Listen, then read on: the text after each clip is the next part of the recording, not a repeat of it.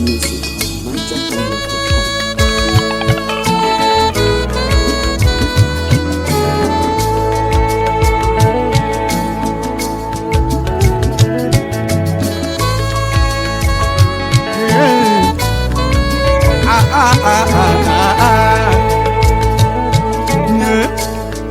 Good afternoon, amazing people of TASFUED. You're tuned in to ECTEC 10.8 FM, your gateway to innovation and learning. I'm your anchor for today, Kenny Ogunaike, and co-hosting with me is Professor Dele Shogbeso. And today we have the honor of hosting the number one citizen of Taisha Federal University of Education and the Vice Chancellor of this great institution, Professor Oluwole Banjo, as we bid farewell to his tenure as Vice Chancellor of this great institution. Professor, you're welcome to ECTEC Studio. It's a pleasure to have you here today. Thank you very much. It's my pleasure to be here.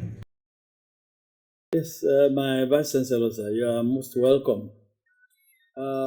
We are going through a tasking season of celebration of 5 years of dedicated service, which has been acknowledged even today. Now, we know so much about Professor Oluwole Banjo, the Vice Chancellor, the lecturer, the administrator, but who really is Wole Banjo? Who are you? Well, thank you very much. My name is Oluwole Banjo, as you have said. I was born into a noble and religious family of Alhaji Ayola Banjo of the blessed memory, which I happened to be the last born of the family. We are 4 siblings. I'm the last born. And I started my early life in Ibadan. To be precise, College Crescent in Ibadan. And that was around, maybe I should just say, almost 60 years ago. It's a Latibi Muslim school, Molete Ibadan. And I think I finished the primary school living certificate in 1976. And that same year, I went into the secondary school, and that was a Muslim college in Djibouti.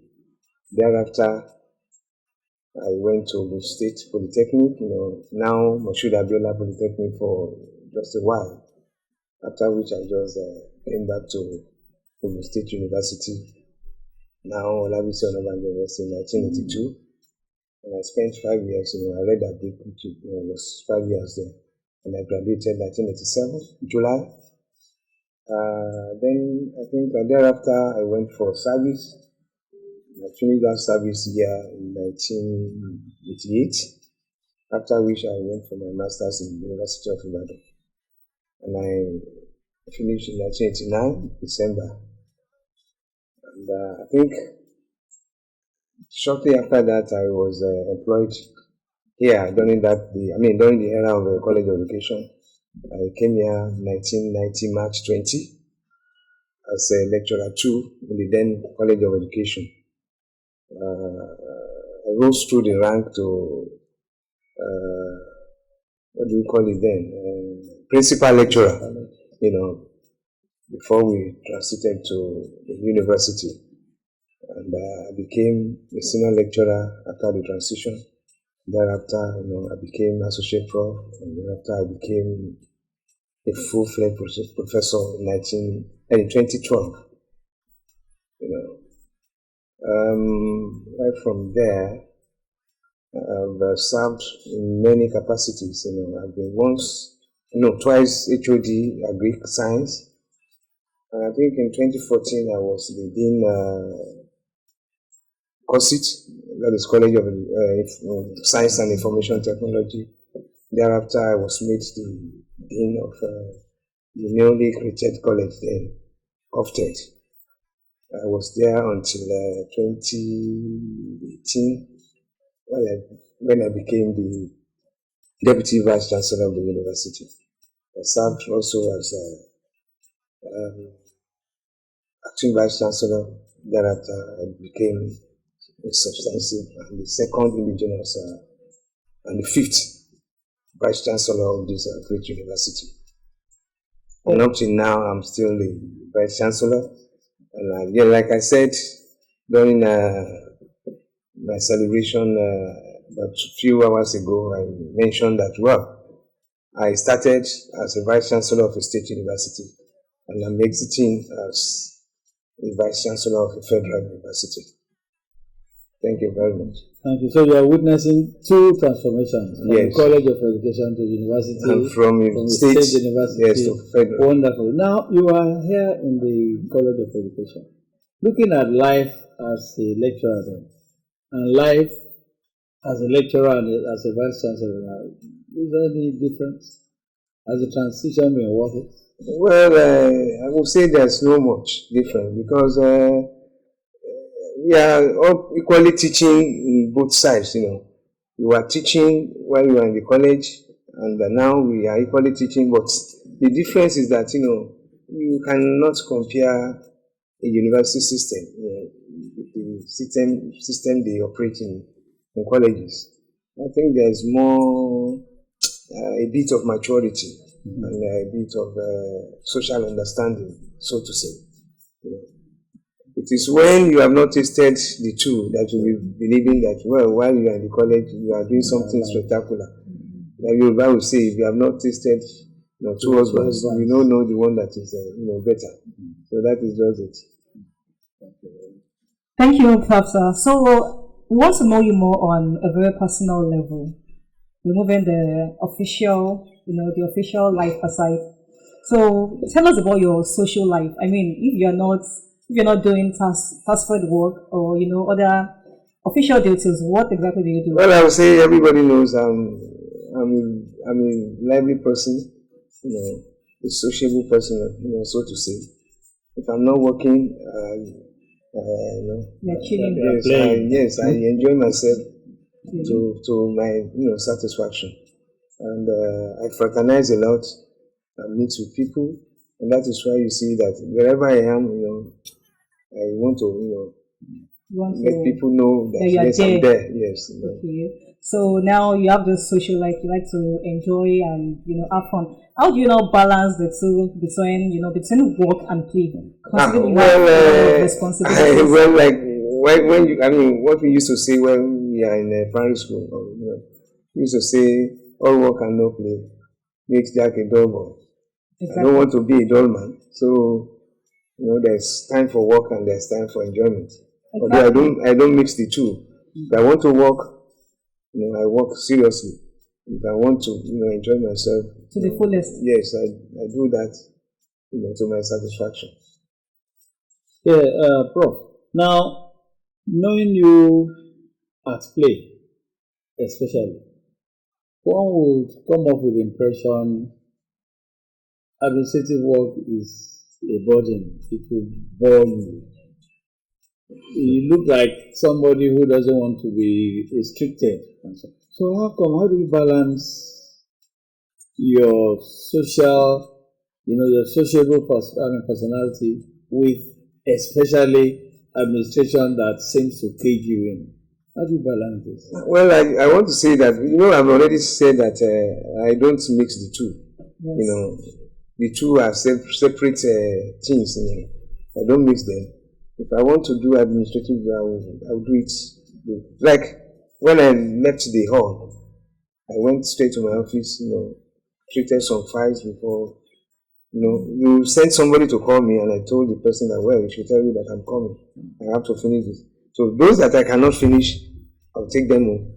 Very early in the morning when my brain is still fresh, I will treat them and start coming to school. So in the evening, like I am staying here now, after some few hours, I have to be in a place, they are waiting for me. So I have to enjoy myself and, because you don't do that, if you are thinking about everything in Nigeria, well, you'll be bored. Exactly. And in no time, you find yourself being a sick person. So I believe we should not mix the two, but it is better, for an administrator to have time to enjoy himself. To strike a balance. Yes, and that's wonderful. Prof, now it's been 5 wonderful years. Pressures, a few periods of relaxation, and so on. Now, seriously, looking back at this past 5 years, are there some things you wished you had done differently? Are there some decisions you'd rather not have made? Well, I don't regret, after taking actions. I will say that because before I take action, I will, seek divine intervention. I have, have a lot of people that I consult. So by the time I do all this, I believe if I do anything, I don't, come back to regret. But there are some things that I believe if I still have enough time, I want to do. But well, that is how life is. Even if you are 100 years, in this world, you will still be, looking for that. If I can be given another 2 years, I'll do this. So that is just. I still have some other things that I believe if I still have time, maybe I'll be able to do them. Yes. I thank God for everything. Okay, so dear listeners, you're still listening to EdTech 108.0 FM. We'd like to take a few musical break. Stay tuned, we'll be right back. More music on NigerConnect.com.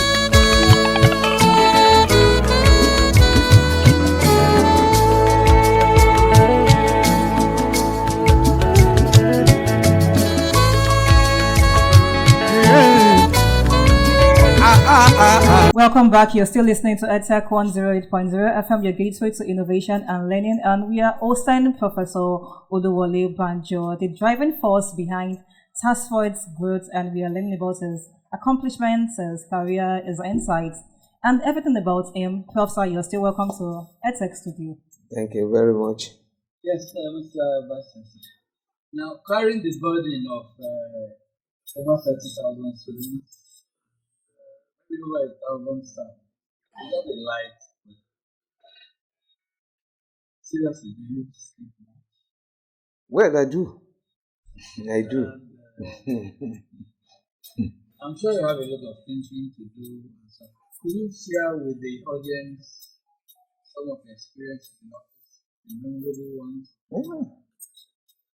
Well, it's all full of ups and downs, good, the bad, and the ugly. But we thank God where we are today. The first one that I would want to share with audience is when I first assumed duty as the acting vice chancellor. During that time we were unable to pay salaries, regularly. So staff were agitating here and there. So it was giving me sort of a sleepless nights. And after some time, like I used to do, I do pray, and I think I went straight to the governor that if you can't increase the subvention, let us just increase school fees.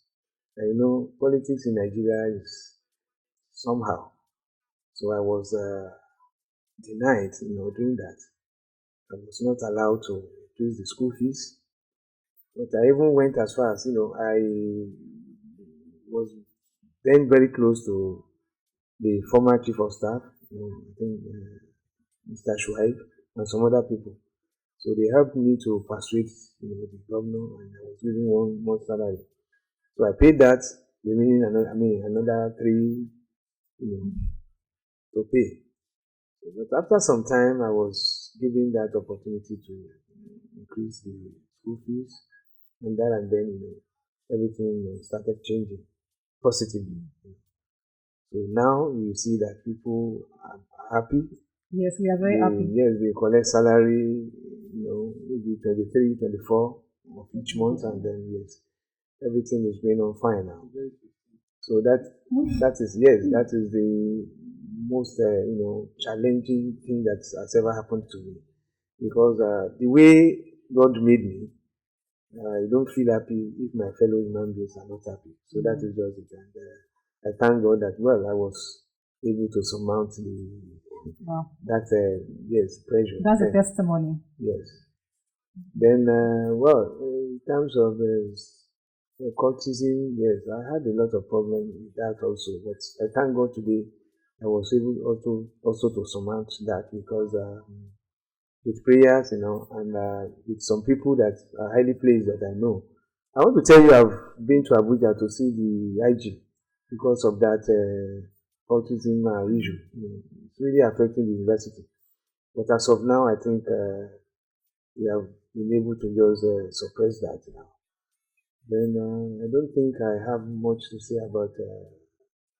We don't have student unrest as used to be in some other universities because It's so wonderful. In the first 5 years, I can't remember yes, any education started. yes, because How have you done that? yes, if you see, we normally do this leadership training for our students. We used to take them out, teach them, invite so many, learned people in the areas of security, in the areas of governance, and so on and so forth. We teach our students, and I think at the end of the exercise, they turn out to be, good leaders of students and so on. So we are able to do that, because of that training. And also in staff, about staff, we are, doing training, especially those in non-academics. I think they just finished another series of 8 training. weeks intensive training yesterday. for all And, non-teaching staff. so we have been doing that, and I think it's really helping. And in terms of staff union, we, we use what we call collective bargaining. So it's give and take. If they come, if they're agitating for 4 or 5 things, if I'm able to give them 3, yes, I've scored the highest point. So they will. So that is how we have been doing it, and God is helping us. Okay, Mr. Vice Chancellor, sir, during your introduction, you mentioned that you've attained different leadership positions, from dean to deputy vice chancellor, and now you've gotten to the peak of your career as vice chancellor. So, sir, how did you cope with the pressure of office? You must have been through a lot. They're saying that there is easy lies ahead that bears the crown. Well, Health-wise also. Well, my health is very sound, I will tell you, because normally Mental health, actually. yes, I don't think much about what is happening in office. By the time I leave that office, I put everything behind me and I move. Yes, that doesn't mean anything. So to that me. means you're not leaving the office work in the office. Yes, but that is quite good for me, because if you take that one home, you still have enough time to go through it, or go through them, rather than doing that in the office when you are, almost tired. So I love to, treat files when my brain is refreshed. Especially when I just wake up and go straight to my reading room and start doing work. Even as at that, I can, open a bottle of beer, put it at my side, and there's no time I cannot take alcohol. I can take it in the midnight. I can. Yes. I have just only one brand, but I can take all, either black or green bottle. I don't have any restriction. I don't have yes. Okay. So 5 wonderful years. What legacy do you want to? What do you want to be remembered? Well, I used to tell people, you have to be nice to everyone. If you are nice and always think that, well, one day you'll not be there, either in the office or in this world. If you have that at the back of your mind, you know that you will do good always. And by the time you treat people the way they're supposed to be treated, you see that everything will be going on fine. If you see people that are pained and you try to help them, you yourself will be happy. Yes. So that is what I know, and I want people to just remember me that, well, there's one Oluwole Banjo. I help. I mean, I like helping people. I like people to be happy, and that is just it. So, like when I was young, there was one Baba in my area. I think he speaks so many languages. So at the side of the house, you see that memento mori, and you say remember that, not iku. So if there's memento mori in your dictionary, you see that you always want to do good things. Yes, that is what I want people to remember me for. That there's one person that is very nice and very accommodating. Yes. Yes. Wonderful tenure. So, how's life after office? What's happening? Well, I believe life continues because I'm a lecturer. After my tenure, I will have to go for sabbatical. And I want to tell you, about 3 or 4 vice chancellors that are my friend are calling me to come. Wow. So I don't even know which one to pick. So if you look at one man on stage, he was just say, your office is there, you should come. You should come. But I just say, well, because the way I treat them, even like DC Lasso, that woman, during several meetings of committee of vice chancellors, she's a woman. I stood, behind her every time. Even there was a time that we were about to elect,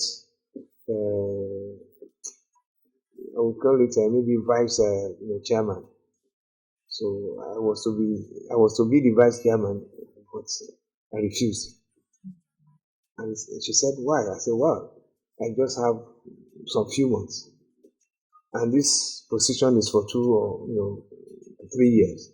If I should just assume that position that time, I would deny people that still have enough time to be there. So I now nominated someone else, and so she was very carried away that people like you are here. How can you? I say you don't want, because I know that thing is coming to the southwest. If I should take it, for that just 6 or 7 months, the tenure will end, because I will not be the vice chancellor again. Then I will deny some people from southwest to occupy that position, while it can now be the turn of the eastern people or the northern people. So I just said no, I won't take it. And right from that time, I think she respects me a lot. Wow. And I believe that is what is good for people. That is what we should be doing. Any association, we should not be selfish. That is just it. So right after the VC-ship, I think, I want to believe I will enjoy it more than where I am now, because I'll be much more free, and I can do anything. When you're a vice chancellor, you can't just pump into a booker to eat amala. You'll be thinking that people will be looking at you. But now, I'll just park my vehicle. If I want to eat roasted corn, I park, and then I love roasted corn a lot, especially when they are roasting it in your presence. But as a vice chancellor, I cannot do that. But life after yes, I can park my car, eat roasted plantain. So, sir, is the title sort of restricting? Yes. You don't want people to molest you and molest your office and molest the university. You have to restrict yourself in certain areas. You don't even need to worry about salaries Yes. But now, we are now federal university, so that is the headache of the federal government, not the headache of the vice chancellor again. So, I want to believe the person coming behind me will really enjoy. Yes. So, Prof, sir, it's been an insightful conversation with you, and we want to sincerely appreciate you for coming to the studio. And that's a wrap on today's interview with you, sir. I want to thank you for the honor. I would say this will be the first time of coming here, and I want to promise maybe before I leave, I will see how I can, upgrade this place a bit. No, please. No problem. Within No, with a proposal. Within 3 days, if you can come, I will do whatever I feel I can do before I leave. It's a pleasure being here. Thank you very much, sir. Thank you. We wish you continuous accomplishments and more wins more success in your future endeavors, Amen. even as you transit into a better and bigger position. Amen. Amen. And I wish you all the best too. Maybe from now we call you academic elder, senior citizen. Well, thank you, sir. Thank you So, very much. and that's a wrap on today's episode. Thank you very much. Stay tuned to EdTech 108.0 FM, your gateway to innovation and learning. Until next time.